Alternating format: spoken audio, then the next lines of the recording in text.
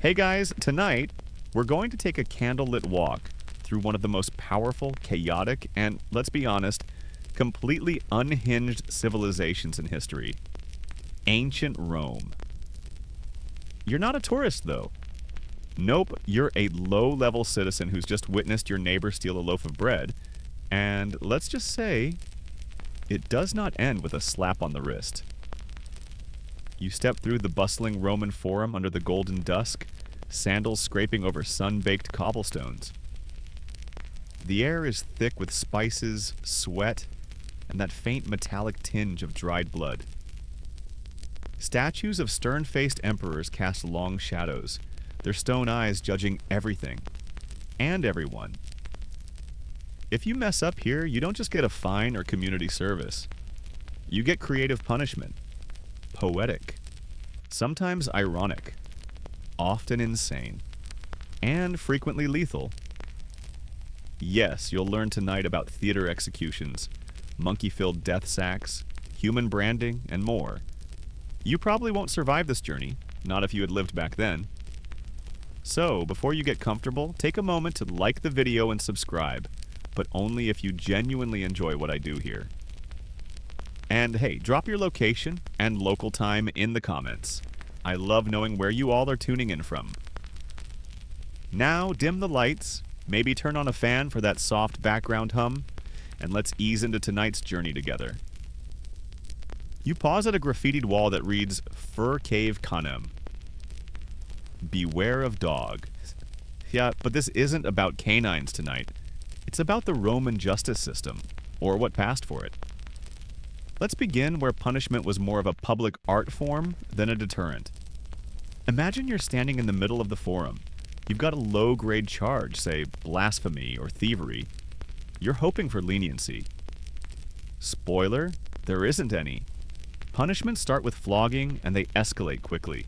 For slaves and lower-class citizens, whipping wasn't just corporal, it was performative. The lash cracked like thunder across your back, and the crowd gathered not out of sympathy but for entertainment. Some vendors even sold honey-roasted nuts during the beatings. No joke. The Roman Republic was all about maintaining order, not fairness, not redemption. Just a heavily greased, sandal-stomped version of peace. And if that meant you had to suffer publicly to remind others not to mouth off to a senator, then hey, so be it. Now here's the fun part. Punishments were tiered by class. Elite citizens, they'd get exile or a stern talking to. You'd get a branding iron to the face. Or worse, you'd be tossed into a pit known as the Tullianum, a dungeon beneath the city where the only exit was death. It was damp, dark, and smelled like rotting feet and lost dreams. But what if you were lucky enough to be executed publicly? Well, you'd be paraded naked through the city. Humiliation came first, before being tied to a wooden pole. Then your crime would be shouted dramatically, Roman theater style.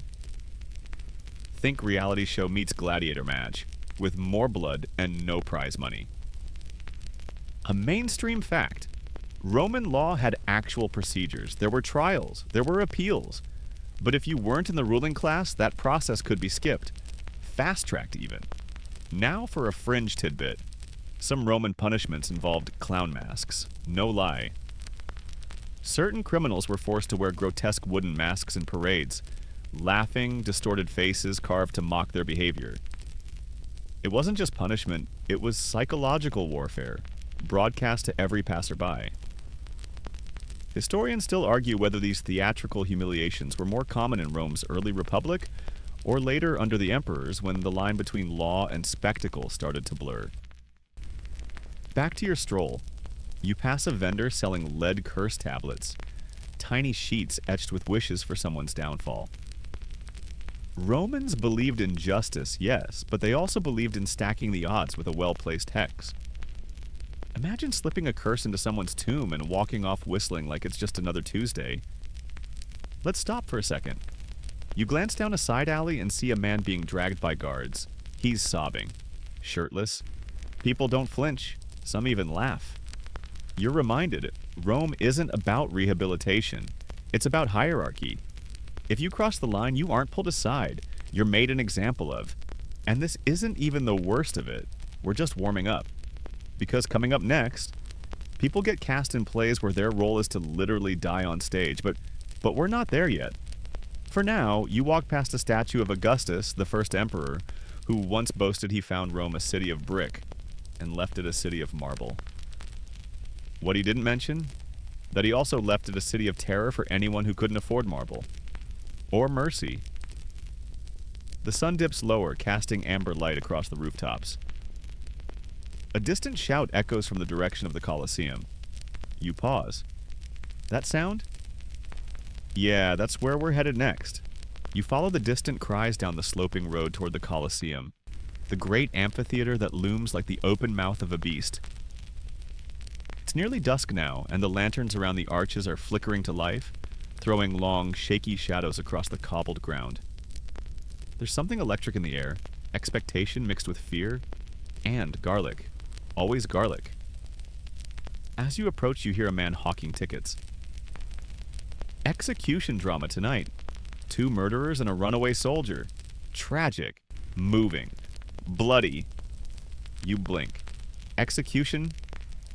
Drama. Yep. Welcome to Damnatio ad Bestias. Condemnation to Beasts. And Fatal Charades, Rome's favorite crossover episode between death penalty and live theater. You edge through the crowd, the crush of bodies pressing in, the smells of wine and roasted chickpeas drifting past your nose. You find a seat, or at least a patch of stone, high enough to see but far enough that no blood will reach your tunic. Priorities. The Emperor isn't here tonight, but his likeness is painted on a banner fluttering above the arena. His absence doesn't lessen the pomp. Trumpets blare. A herald announces the cast. 3 condemned men are let in, dressed in absurd mock costumes. The crowd cheers. One man is dressed as Orpheus. He will perform the myth of taming animals with his music.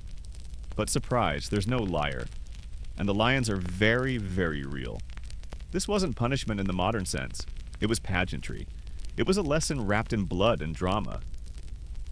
The Roman crowd adored seeing stories acted out with actual deaths. Why watch a fake stabbing when you can see someone actually get run through? That's not metaphorical. In these plays, if the story ended in death, so did the actor. Mainstream historical fact. These events were considered a civic duty, not just a show. Attending executions was encouraged. It showed loyalty to law and order. Even children came. Like a field trip, with better snacks and much worse trauma. You glance down and notice a child chewing on a honey cake, eyes wide as the first condemned man is shoved to center stage. The Orpheus impersonator lifts a hand, possibly in prayer, possibly in surrender. The gate creaks open. Out strolls a lion, massive and golden, bored and elegant. For a moment, the crowd is silent. Then the man tries to sing, his voice cracks, and the lion lunges. The silence shatters into applause. You don't look away. You can't.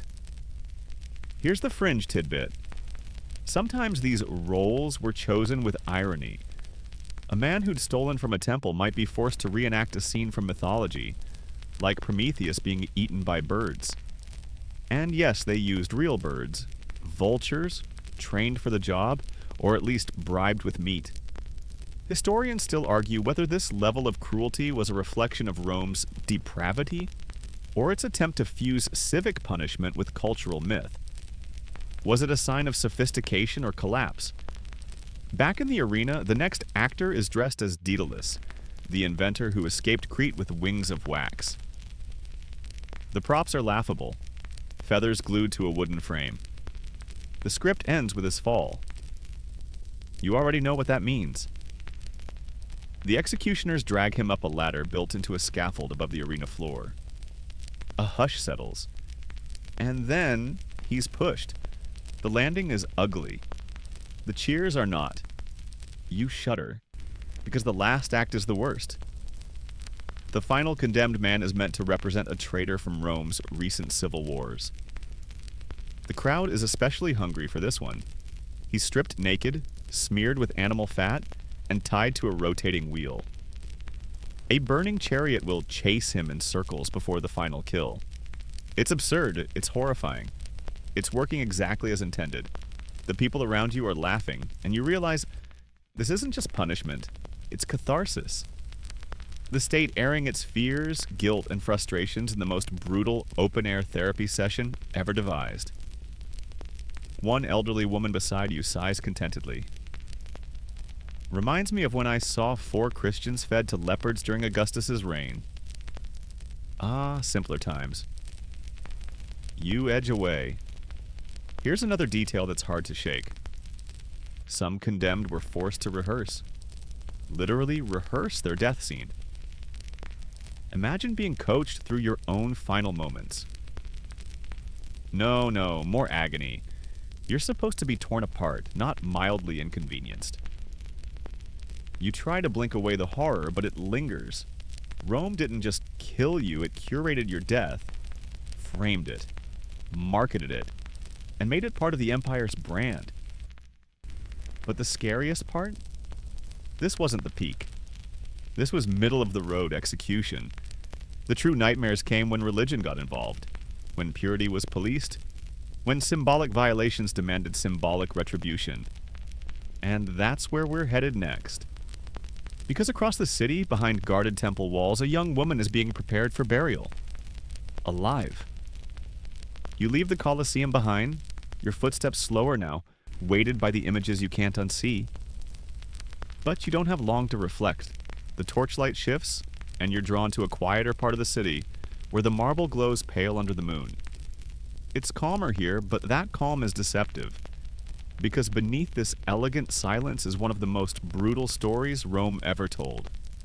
The House of the Vestal Virgins sits just east of the Roman Forum. It's a pristine compound, symmetrical, orderly, almost peaceful. A bubbling fountain murmurs nearby.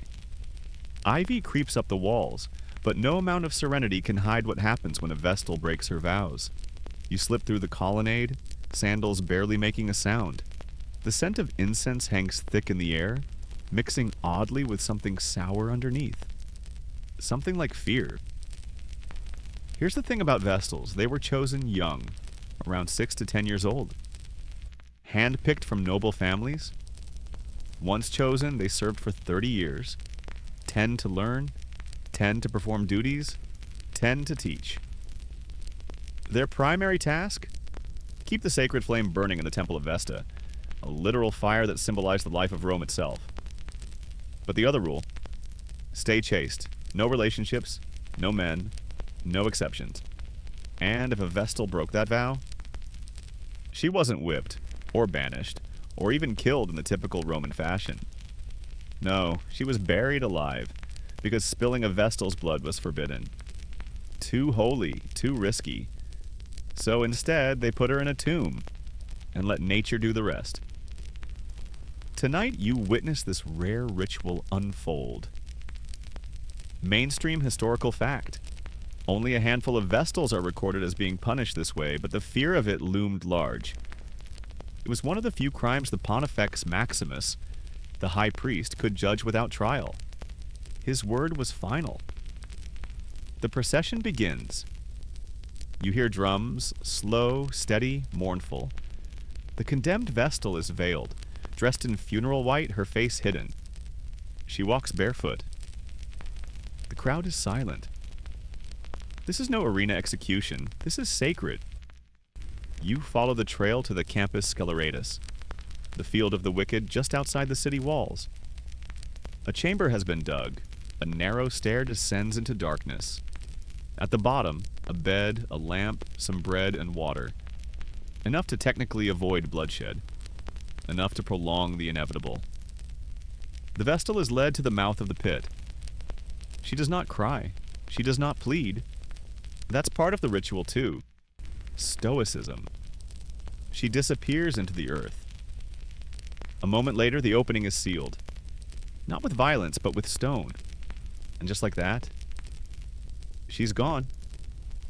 The fringe tidbit here? In some versions, the man she supposedly slept with would be whipped to death in public, or worse, torn apart by beasts. Because punishing purity wasn't complete unless everyone paid the price. Historians still argue whether these deaths were always real or whether some were political smokescreens, designed to remove a troublesome woman or silence a scandal brewing in the upper ranks of the clergy. You walk back through the temple grounds. The flame in the Temple of Vesta flickers, steady, untouched by scandal. That's the point.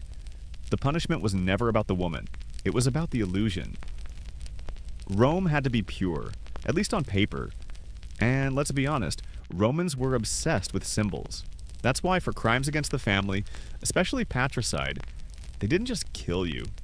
They turned your death into a cosmic joke and stuffed you in a sack with a bunch of animals. You pause at the edge of the forum, already feeling a little claustrophobic. Because you know what's next.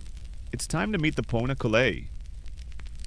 You stand near the edge of the Tiber River now, its dark waters lapping against the mossy banks almost lazily, like it has all the time in the world to carry secrets downstream. Roman lamps cast their glow across the rippling surface, and the breeze carries the faintest whiff of wet leather and something that smells suspiciously like monkey. No, seriously, monkey.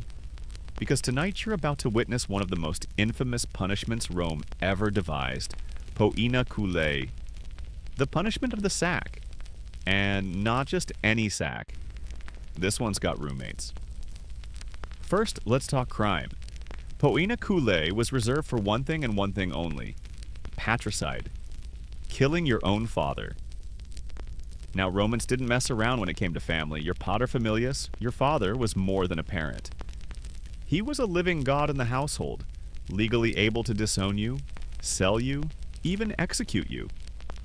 So, to strike him down was to upend the entire Roman cosmic order. And Rome? Oh, Rome loved cosmic order. So naturally, the punishment had to be symbolic, theatrical, and utterly bonkers. Here's how it worked. You, the condemned, are stripped naked, because of course, and flogged with blood-stiffened rods until you're half-conscious. Then you're sewn into a massive leather sack, but not alone. Oh no. You're joined by a dog snarling and panicked, a rooster flapping and clawing, a monkey confused and probably angry, and a viper coiled and twitching. All of you are shoved in together. The sack is stitched shut, hauled onto a cart, and wheeled to the river. And then, splash. You sink. Fast. With 4 terrified, furious animals. Welcome to the worst group therapy session in history. Mainstream historical fact, this wasn't just myth. Roman law codified it. Lex Pompeia de Parricidius. There are even court records detailing its use. And each animal was chosen for symbolic reasons. The dog, for betrayal. The rooster, for vigilance lost. The monkey, for chaotic mimicry. And the snake, for cold, murderous treachery. You watch from the shore as tonight's sack is dragged out. The condemned man is pale, trembling, muttering what might be a prayer, or a desperate apology to a ghostly father figure. He's forced to kneel. The animals are caged nearby, twitchy and alert. A priest reads a final droning curse. Then the stitching begins. One by one, the beasts are shoved in. The dog barks frantically. The monkey shrieks. The rooster flails. The viper is last, dropped in like an exclamation mark. The sack writhes. A soldier grunts and hoists it with 3 others onto a cart.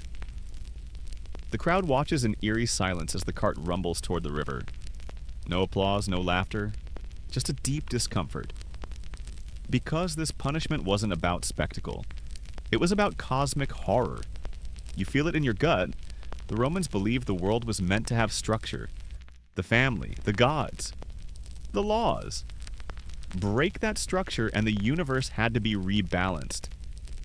Even if it meant being tied up with a monkey and chucked into a river. Fringe tidbit? In earlier versions, a badger was used instead of a monkey. Less agile, more bitey. But eventually the monkey won out. Likely imported from North Africa, and seen as a creature so close to man that its presence in the sack was especially disturbing. An uncanny echo of the criminal's own twisted reflection. Historians still argue whether poena culae was regularly enforced, or if its elaborate nature meant it was mostly a threat. An ultimate deterrent. But written accounts pop up well into the imperial era, including one during the reign of Hadrian. As the cart reaches the riverbank, the sack is unceremoniously rolled off. It hits the water with a deep plunk, then silence. A moment later, it bobs once, then again, then sinks. Just like that. No crowd, no speech, just cold, wet finality. You look around and notice something odd. Even the most hardened soldiers are turning away, faces pale. It's not just the cruelty, it's the claustrophobia of it. The smell, the screaming, the movement inside that leather coffin. It's enough to haunt you. You wonder distantly what kind of mind invents such a punishment. And then you realize Rome didn't just punish the act of violence, it punished the violation of cosmic rules. That's why death by lion made sense for blasphemers, and why being buried alive made sense for holy women, and why this, a zoo of terror stitched into one body bag, made perfect sense for the ultimate betrayal. The city behind you glows faintly. Somewhere a temple bell rings. You leave the river behind, stepping quietly into the next chapter of Roman punishment. The one so iconic, they built a religion around it. Yes, it's time. You're headed to a hill called Golgotha, and you're about to learn why crucifixion was the slowest, cruelest stage Rome ever built. The road to Golgotha isn't paved in stone. It's caked in dust, sweat, and echoes. You walk slowly now, sandaled feet dragging through the ash-colored soil outside the city gates, where the land rises into small, dry hills. The sun has dipped, but the air still radiates the heat of the day, and the scent of iron and wood hangs heavy. This isn't a place Romans talk about much in their literature. It's not dramatic like the Colosseum, not sacred like the Temple of Vesta. It's too raw, too ugly, and that's saying something, because you're now standing at the edge of the empire's most excruciating invention, crucifixion. The word alone curls into your spine like a splinter. It's a punishment so brutal, so slow, and so humiliating that Romans didn't even apply it to their own citizens, unless, of course, you really ticked off someone important. Usually it was for slaves, rebels, foreigners, and the truly unlucky. Mainstream historical fact. Crucifixion was not a Roman invention. It had older roots used by the Persians and Carthaginians, but Rome perfected it, industrialized it, made it the punishment of record for those who needed to suffer publicly, visibly, and for as long as possible. You shuffle toward the execution site. Wooden beams lie in a heap near a small cluster of soldiers drinking watered wine and laughing too loudly. They've done this before dozens of times, hundreds. Nearby, a man hangs from a cross. He's not alone. 3 others sag limply on either side. It's quiet now. Death is slow but steady. Buzzing flies form halos around their faces. You learn quickly that crucifixion wasn't about quick justice. It was designed to stretch death, to drag it out across hours, even days. The condemned were usually flogged first, with a flagrum, a whip tipped with metal or bone shards. It tore through skin, fat, muscle. Blood loss alone could kill a weaker man. But that wasn't the goal. The real show began after the flogging. You're watching it now. Another prisoner, barely conscious, is being hoisted onto a beam. His arms are pulled apart and tied down, or sometimes, if they wanted to make a statement, nailed through the wrists. Not the palms. The wrists supported weight better. Then came the feet, either nailed separately or stacked and driven through with a single iron spike. Once secured, the cross was raised and dropped into a hole in the ground. The sudden jolt tore muscle, dislocated joints, made breathing a game of endurance. Fringe tidbit.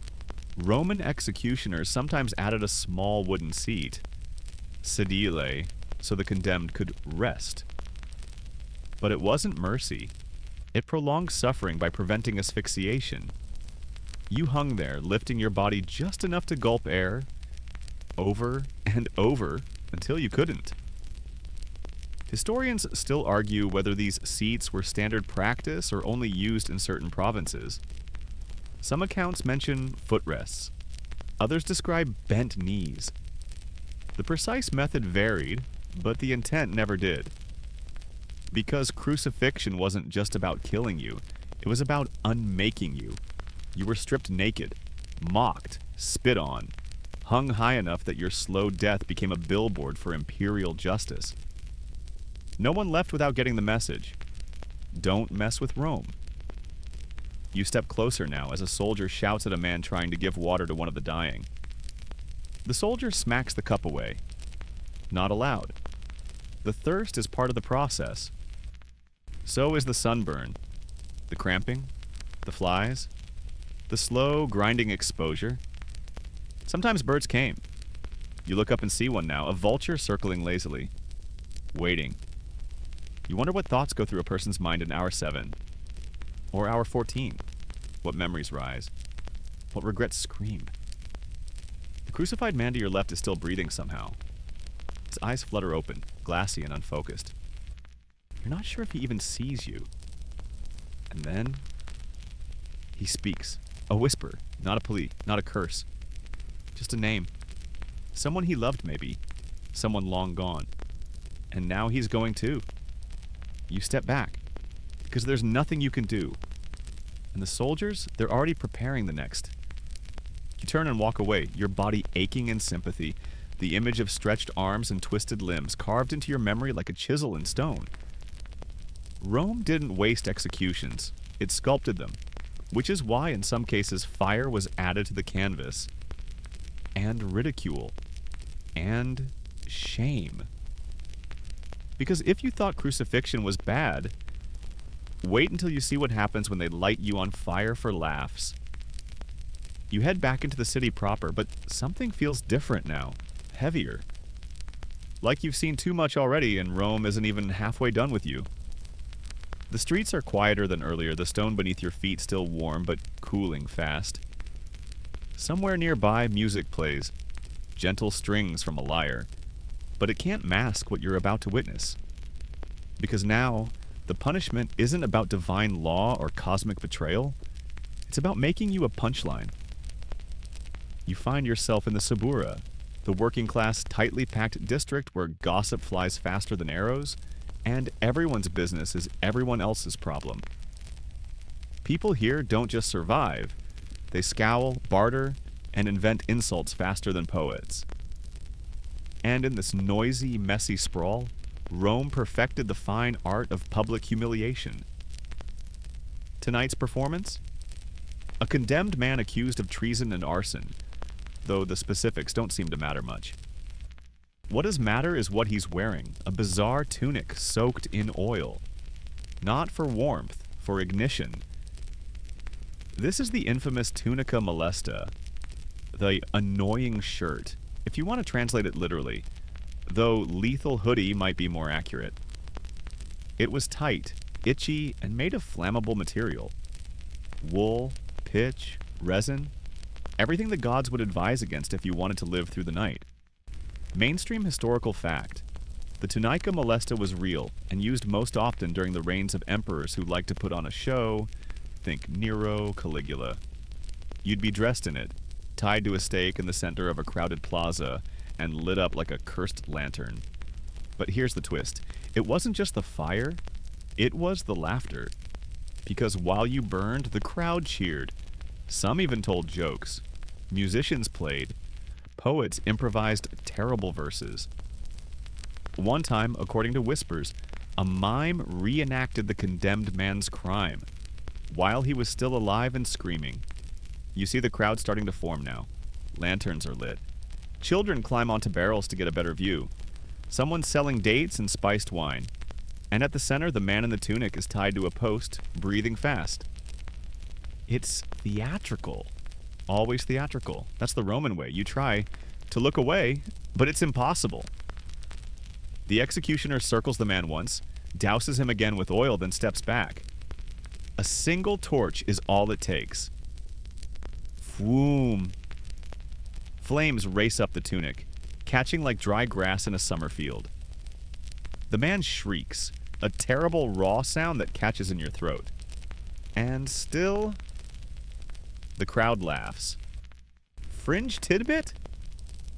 Some versions of this punishment included a fake chariot race where the condemned was dragged in the flaming tunic behind a horse, just to really drive home the comedy. Others were encouraged to dance as they burned, their feet given just enough slack to move. Historians still argue whether these spectacles were officially sanctioned by the Senate, or if they were more ad hoc, driven by public hunger for novelty. What's clear, though, is that the goal was not justice. It was humiliation. Final, fiery, and unforgettable. The fire dies down, the music fades. The smell, charred cloth, burnt hair, cooked meat, lingers. But the crowd, already moving on. The vendor packs up. The kids jump off their barrels. And you try to breathe through your mouth. Rome didn't invent gallows humor, but it refined it into a public institution. You drift away and your path winds you near the Cloaca Maxima, Rome's ancient sewer system. The stench is indescribable, and you brace for something truly disgusting. You're right, because next up is what happens when Rome decides your punishment isn't death, or fire, or pain.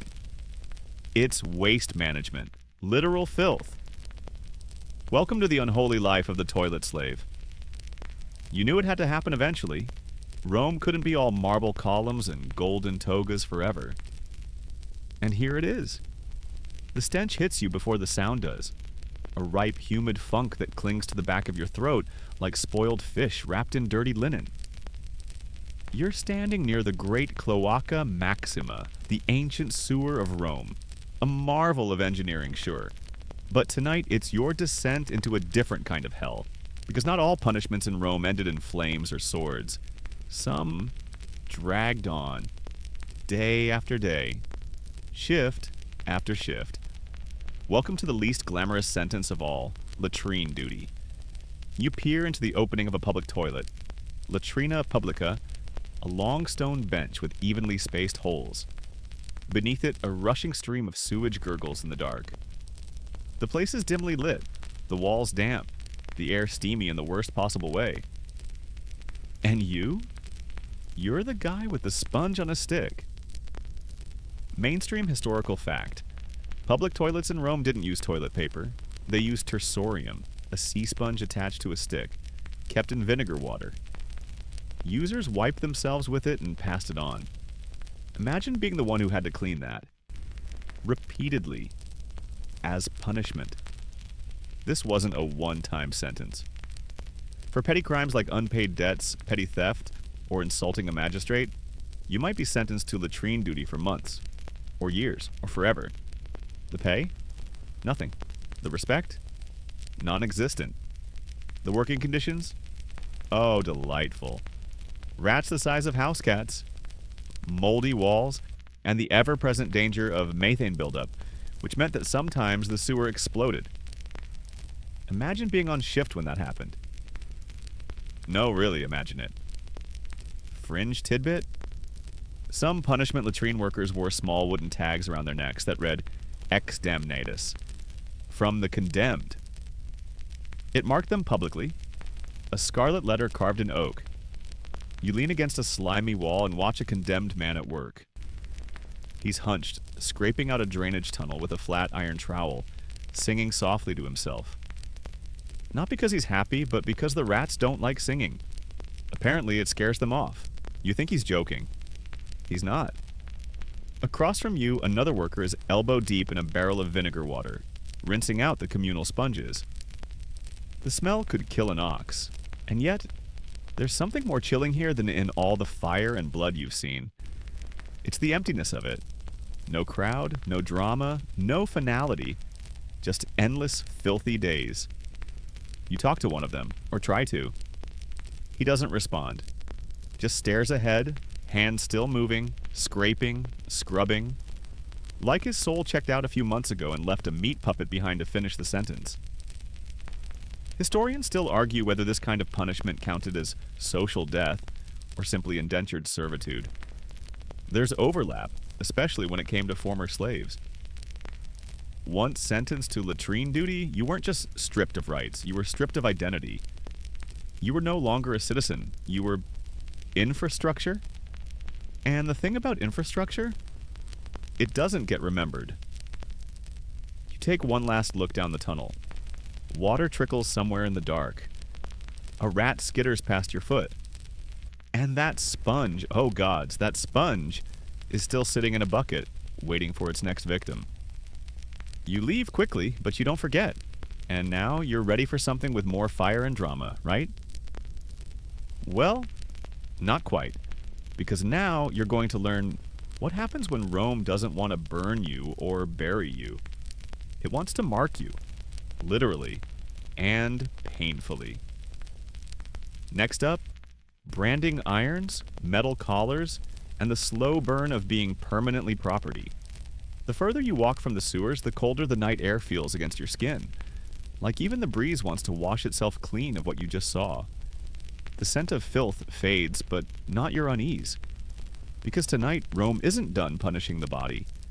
It wants to punish the identity. You've made your way to a slave market near the Tiber. The stalls are mostly empty now, the auction's long since ended. But a few unlucky souls remain chained to posts, lit by flickering torches and watched by guards too bored to care. This isn't a punishment in the theatrical sense. There's no audience, no applause. Just quiet suffering. Because for slaves, punishment wasn't an event. It was a lifestyle. And the most common tools? Collars, irons, brands. You stop at the edge of the market and watch a scene unfold. A runaway slave, maybe 18, maybe 30, hard to tell with the grime, is dragged forward by two men, his eyes dart, wild and exhausted. He was caught yesterday, hiding in a barn near the Aventine. Lucky for him, the owner spared his life. Unlucky for him, the owner decided to make a statement. Mainstream historical fact. Runaway slaves in Rome were branded, often on the forehead, with letters like F-U-G, fugitivus, meaning runaway.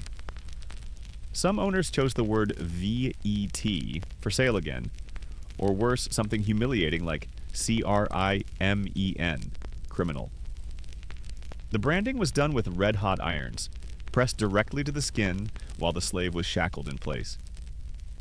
The guards here don't seem hurried.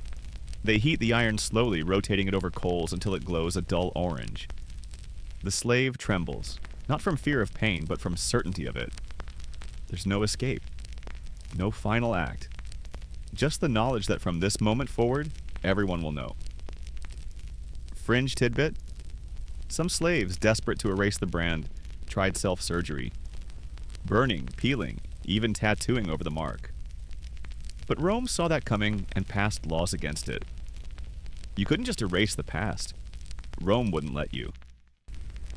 The guard presses the iron to the boy's forehead. A hiss, a scream, the smell of scorched skin, then silence. You want to look away, but you don't. Because in that moment, the boy didn't just lose a layer of flesh. He lost his anonymity. Collars were no better. Heavy, iron, rusted. Some were inscribed with warnings. One famous example read, "I have run away. Capture me. Return me to my master Zoninus." Imagine wearing your failure like a necklace. Forever. Historians still argue whether branded slaves were common throughout the empire, or if this was more typical in cities like Rome or Ostia. Some believe the practice declined during the Christian era.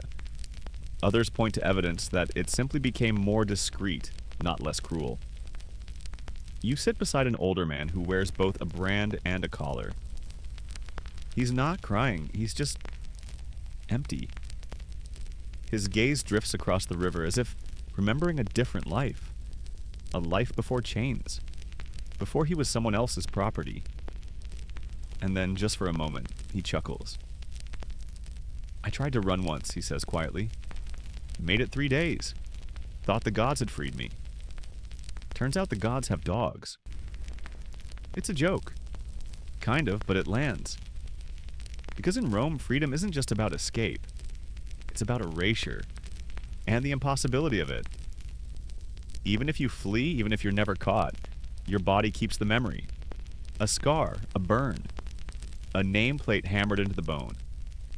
And if that body ever returns to Rome, justice has a long, cruel memory. You rise feeling the iron weight of history settling over your shoulders like a shackle. But even worse than being marked is being removed entirely, erased, forgotten, which is exactly what comes next. So now we leave the flesh behind and step into exile, Rome's version of vanishing you with a signature and a shrug. You leave behind the smell of scorched skin and the quiet despair of iron collars. The city feels quieter now, brooding, almost contemplative. The street lamps flicker, voices soften. Even the wind seems more cautious, as if it too knows what's coming next. Because now we enter Rome's invisible punishment, the one where your body stays intact. No whips, no brands, no flames. But your identity, your connections, your entire place in the world? Gonest. This is exile, Rome's most surgical weapon. A punishment as precise as it was devastating. You wander through the forum where senators in white togas are still murmuring in corners, their faces pale under moonlight. Deals are struck here. Laws are passed here. But tonight a name is being crossed off.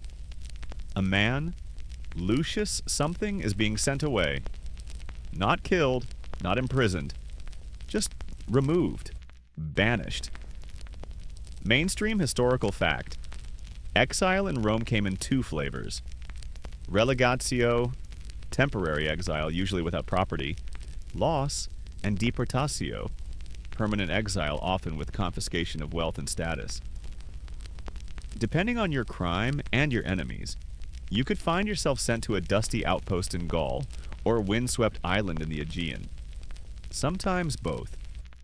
You follow a small procession to the docks. Lucius isn't in chains. In fact, he walks calmly, toga still neatly pressed. He's not a murderer or a thief. He wrote a few unflattering verses about a certain noble's sister. Oops. Fringe tidbit: exiled poets and thinkers were a real trend in Rome. Ovid, one of Rome's greatest poets, was famously exiled to the remote town of Tomis near the Black Sea. Why? He hinted at a scandal involving Emperor Augustus's family.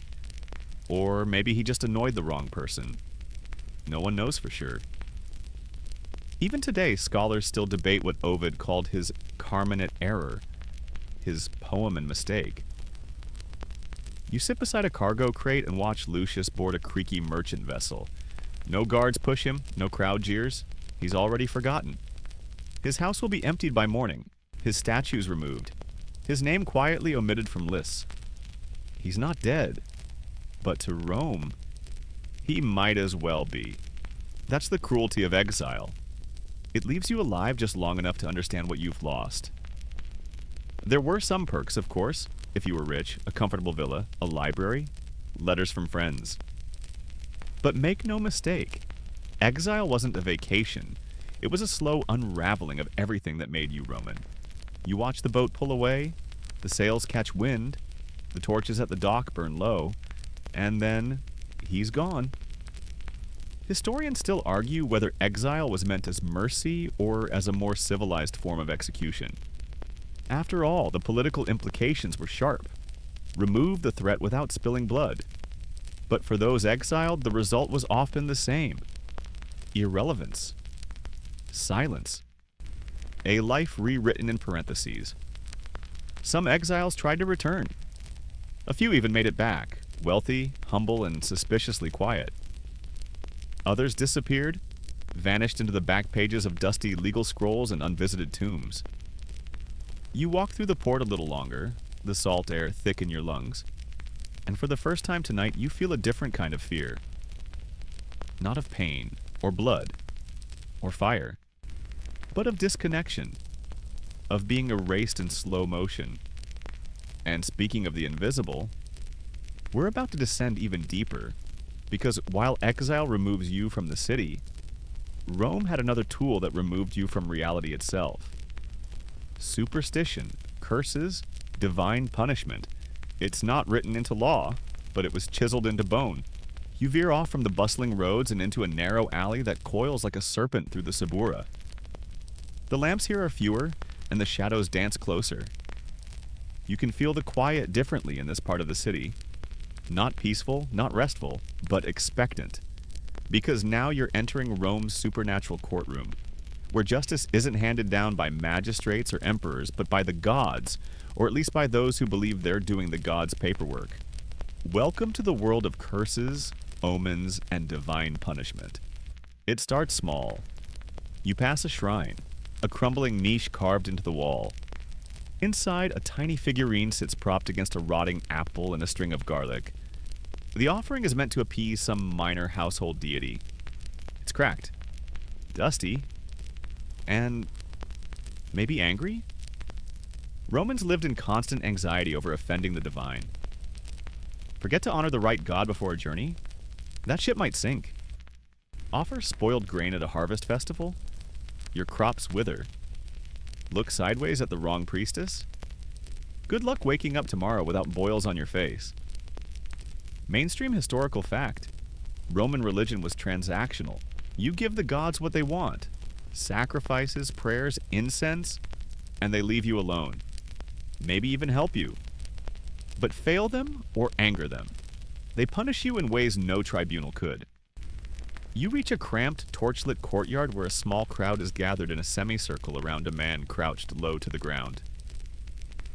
He's whispering in a sing-song voice, carefully unrolling something in the dirt. It's a curse tablet, a defixio. Thin sheets of lead, etched with jagged Latin script, then folded and nailed shut, often pierced with iron spikes. Then buried in graves, thrown into wells, or left at shrines to infernal gods like Pluto or Hecate. This one's addressed to someone named Tertius. You peek over the scribe's shoulder. Let Tertius fall from his horse. Let his tongue swell. Let his eyes boil from his skull like eggs. Okay. Subtle. Fringe tidbit? Some curse tablets included drawings. Stick figures with bound limbs, arrows in their heads, or snakes around their necks. Not content with just words, the Romans really wanted the gods to visualize the request. But here's where things get weirder. The man finishes the inscription and folds the tablet into a tight coil. Then he pulls out a small wax doll about the size of a loaf of bread. It's humanoid, featureless, but somehow unsettling. The scribe whispers again, pricks the doll with a bronze pin, and places it in a clay pot beside the tablet. He seals it with wax and buries it under a broken column. You feel the hair on your arms stand up. This isn't about law, it's about fear weaponized. Historians still argue whether the average Roman actually believed these curses worked, or whether it was more psychological, putting fear into rivals, lovers, or enemies. What's clear is that curses were everywhere, from tavern owners cursing thieves to spurned lovers cursing their ex's new flames. And it wasn't just individuals. Cities cursed other cities. Whole battlefields were sprinkled with whispered threats and offerings to dark gods. You move on and pass a bathhouse where someone has scratched a curse into the wall with a nail. May the thief who stole my sandals never enjoy a hot bath again. Harsh, but fair. Even elite Romans weren't above this. Senators cursed political opponents. Emperors consulted astrologers. One emperor, Tiberius, never left his villa without checking omens. If a bird flew the wrong direction, he canceled the whole day. You pause near a crumbling altar to Mercury, the god of messages and trickery. Someone's left a jar of honey, a coin, and, curiously, a chunk of what looks like hair. Not yours. Hopefully. But divine punishment wasn't just for thieves or lovers. If an entire family fell from favor, bad harvests, dead children, political ruin, it was assumed they'd offended the gods. That their punishment wasn't legal or personal, it was cosmic. And if you were cursed, there was no appeal, no trial, no tribunal of wise old men. Only the slow dread of waking up each day wondering if today's the day the curse kicks in. You walk on, trying not to step on the dried remnants of what may or may not be a ritual circle. There's chicken blood. Maybe. Feathers. Definitely. You don't ask questions, you just keep walking. And as you do, a thought creeps in. What if you've been cursed? What if watching all this marks you? No matter. You're already in too deep. Because if divine punishment was the shadowy, back alley side of Roman justice, then political punishment? That's the main stage.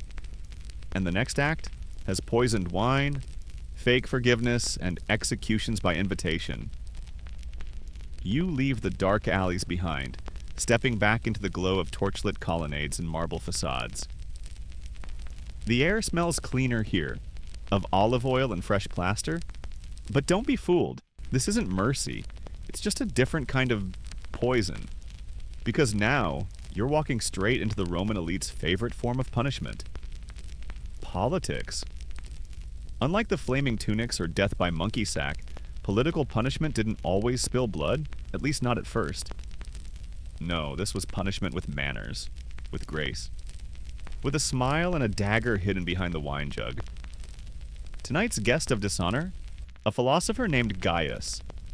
Once celebrated in the Senate, dined with emperors, quoted in the Forum. Now? Not so much. His crime? Disagreeing, just a little too loudly. Mainstream historical fact.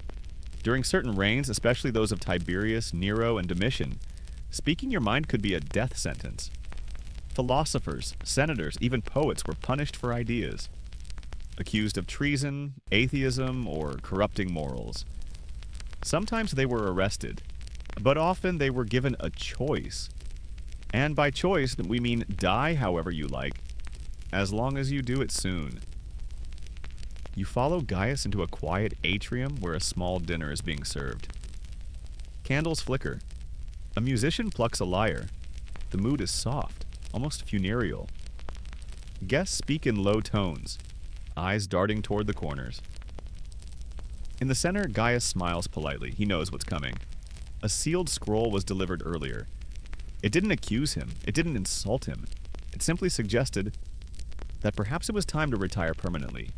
For the good of the Republic. For harmony. For honor. And so tonight, he dines. Then, as dessert is cleared, a servant brings out a small vial of hemlock. Or sometimes poisoned figs.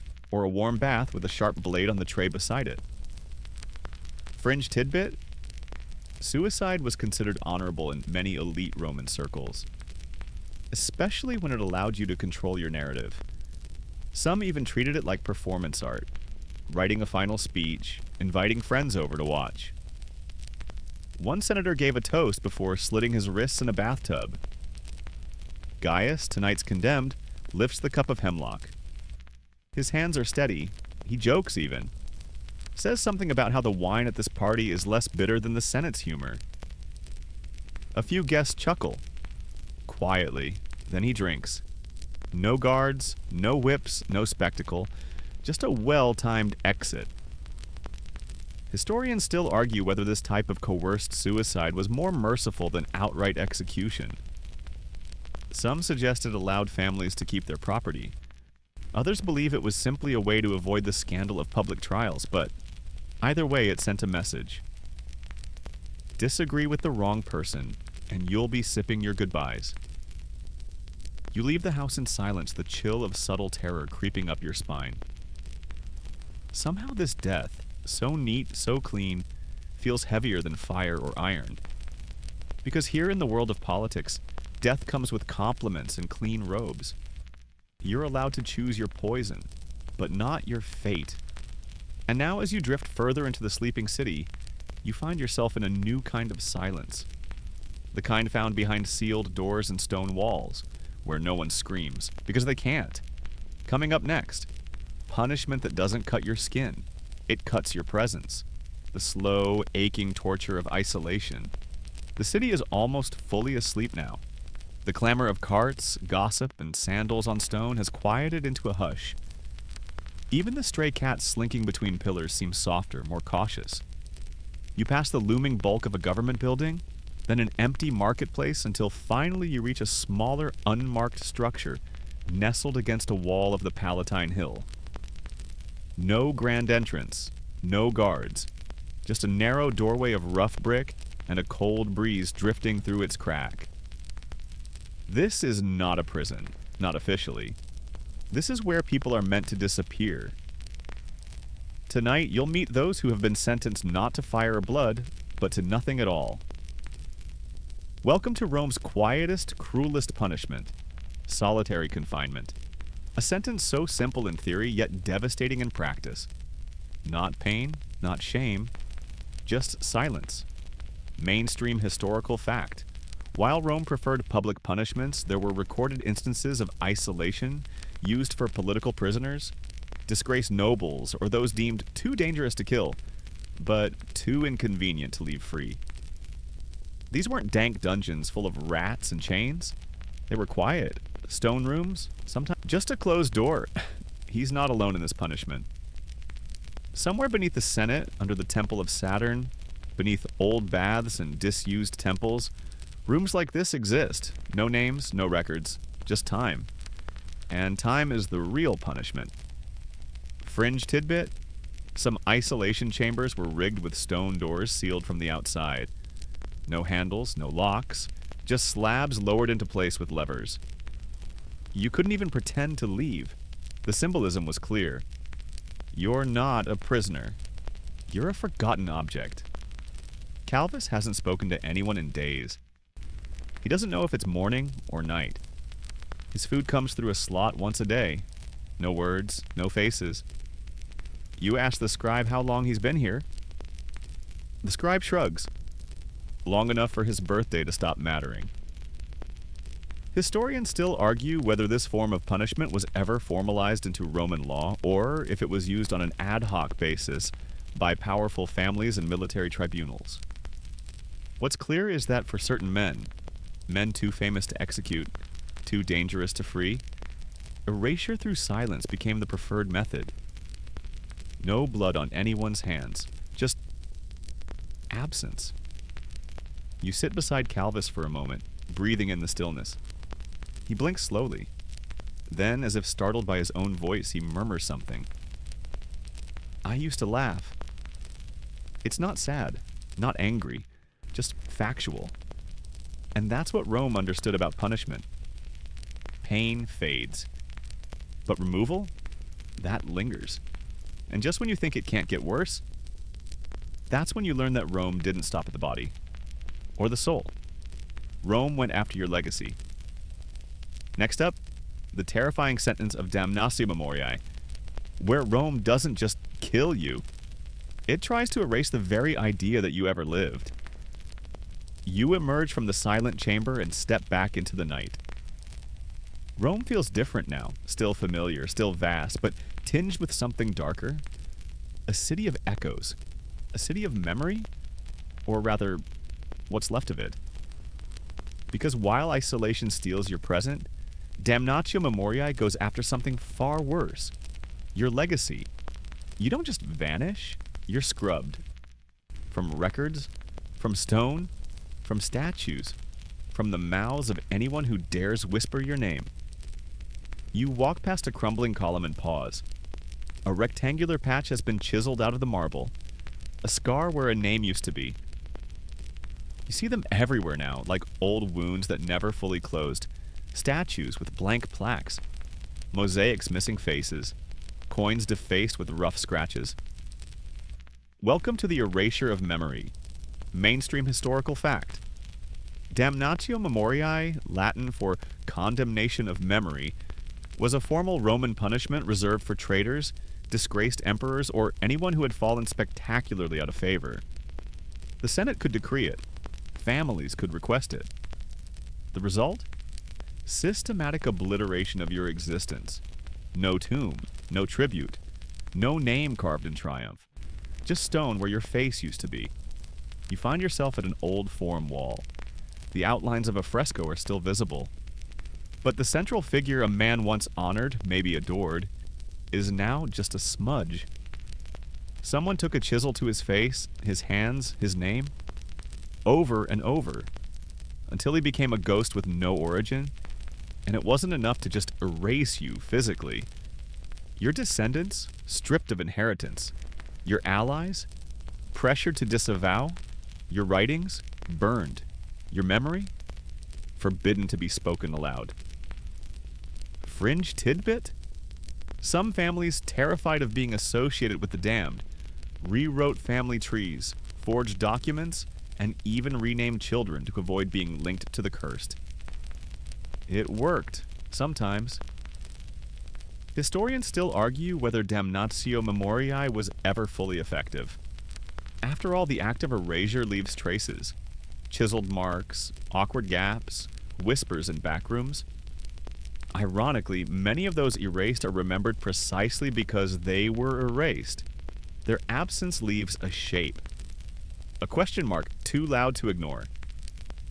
You step into a once grand villa, its garden overrun with weeds. Inside, a mosaic floor depicts a hunting scene. But the hunter, his face has been gouged out. You imagine the worker kneeling there, scraping away the likeness of a man he might have once toasted in the baths. Did he hesitate? Or did he relish the erasure? There's something unsettling in the deliberate nature of this punishment. It's not rage. It's not justice. It's revision. Rome decided you no longer deserve to have been. And unlike fire or iron or exile, damnatio memoriae didn't end with you. It haunted your family. Your children bore the weight of your sins, were tailed by investigators, exiled by association, sometimes even punished themselves. You didn't just lose your name, you cursed your bloodline. You pass a small roadside shrine where someone has quietly placed an unmarked candle. No inscription, no statue, just flickering flame. A secret memory for someone who no longer officially exists. Maybe a son. Maybe a lover. Maybe just a citizen refusing to forget. You walk on, the air still and tight. Because what's worse than death? Being remembered wrong, or not at all. And just when you think Rome has reached the limits of its cruelty, you hear a cry from a nearby forum. Not from an adult, from a child. And you realize Rome didn't draw the line at guilt. Sometimes it punished innocence too. You follow the sound, your pace hesitant now. Not because you're afraid of what you'll see, but because you already suspect what's coming. And you're not wrong. The voice echoes through a narrow courtyard, tucked behind a magistrate's house. A small crowd has gathered, murmuring uncomfortably. In the center, a child, no older than 9, barefoot and shivering, arms bound at the wrists. Next to him, a soldier stands holding a rod. Not with anger, but with dull routine. Rome has many faces.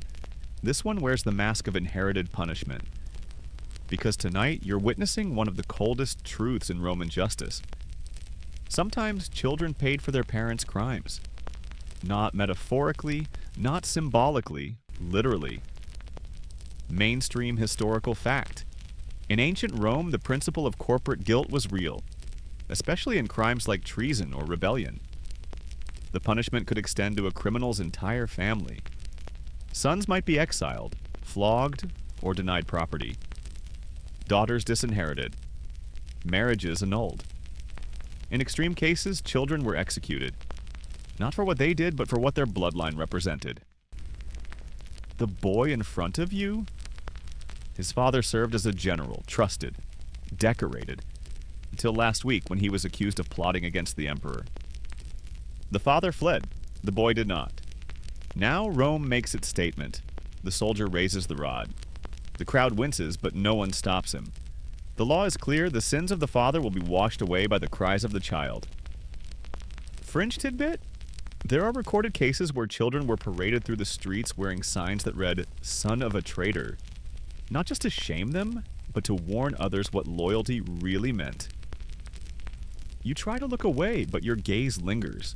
Not out of morbid curiosity, because of the way the boy stares straight ahead, jaw set. As if he knows Rome will not be moved by tears. Historians still argue whether this policy of inherited punishment was universally applied or wielded selectively depending on the political winds. Some believe it was a tool to silence entire clans. Others see it as a form of collective psychological warfare, destroying the family unit to preserve the empire. And it wasn't just elite families who suffered.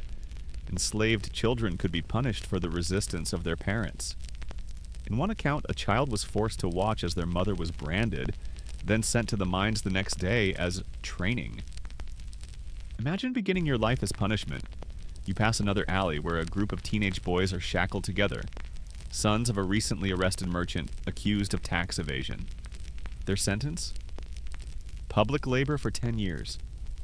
10 years. For being born? You think about what kind of man each of them will become, what kind of trust they'll hold in law or justice or kindness. One of them, smallest of the group, sees you watching.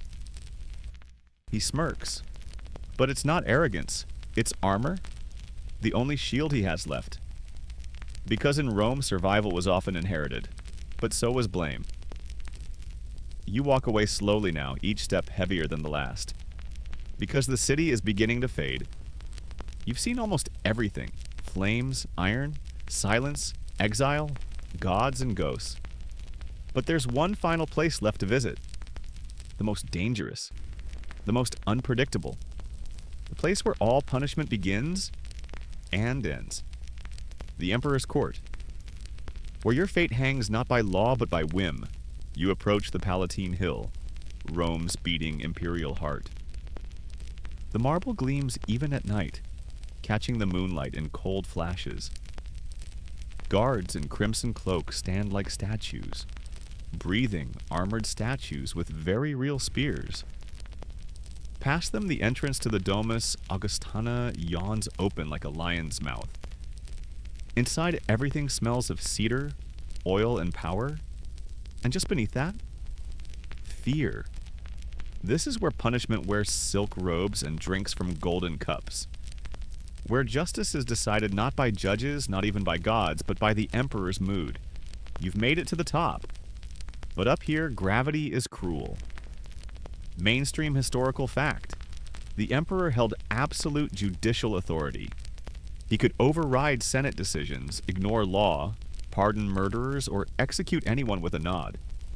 In the wrong reign, Nero, Caligula, Domitian, Rome was less a republic and more a roulette wheel. You enter a great chamber. Mosaics of Jupiter and Mars glint beneath your feet. At the far end, a raised throne. On it, a man reclines, not in grandeur, but in boredom. He's flipping through scrolls like they're menus. A slave reads off a name. A senator accused of sedition. There is no evidence presented. No cross-examination, just a glance from the emperor. A shrug. And then, the man is gone. Not physically, he hasn't been touched, but his fate is sealed. A whisper to the guard. A look exchanged. His life, his estate, his name, canceled, like a theater show that offended the patron. You're watching whim become law? Fringe tidbit. Some emperors made a game of this. Caligula once invited nobles to a banquet, seated them along a sheer drop over the Tiber, and joked about pushing them off. Tiberius reportedly kept a list of smiles, nobles whose expressions displeased him during court. A name on that list was often a death sentence. You see it now, the careful choreography of flattery and survival. A man bows a little too deep.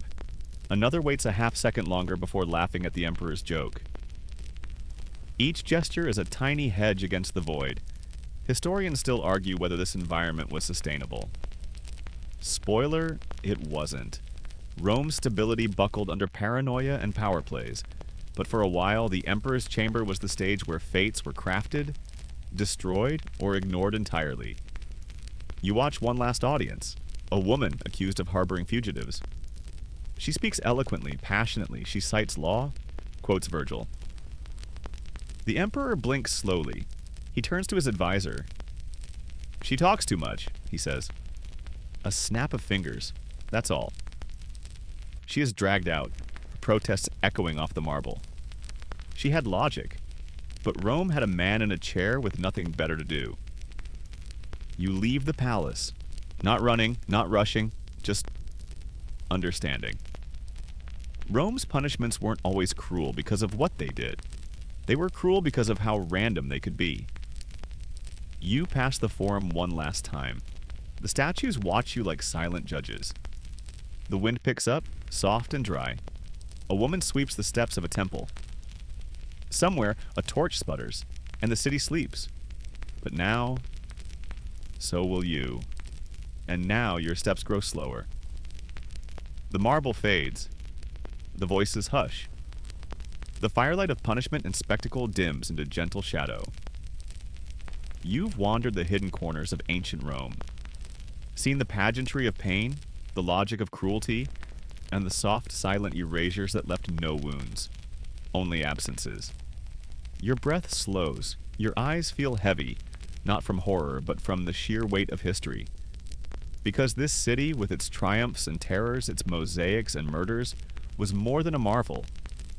It was a machine, one that ran not on justice, but on order. Its punishments were gears in that machine, gears that crushed, carved, or quietly turned until even names wore away like letters in whetstone. But you are not on the docket tonight. No crowds call your name, no scroll bears your sentence. You are safe now, drifting out of that world, back to your own time, back to silence, to softness, to sleep. Let the echoes fade, the roar of the Colosseum, the hiss of the branding iron, the creak of the imperial throne. Let them melt into quiet. The only judgment now is rest. The only sentence is peace. Good night, traveler. Rest well.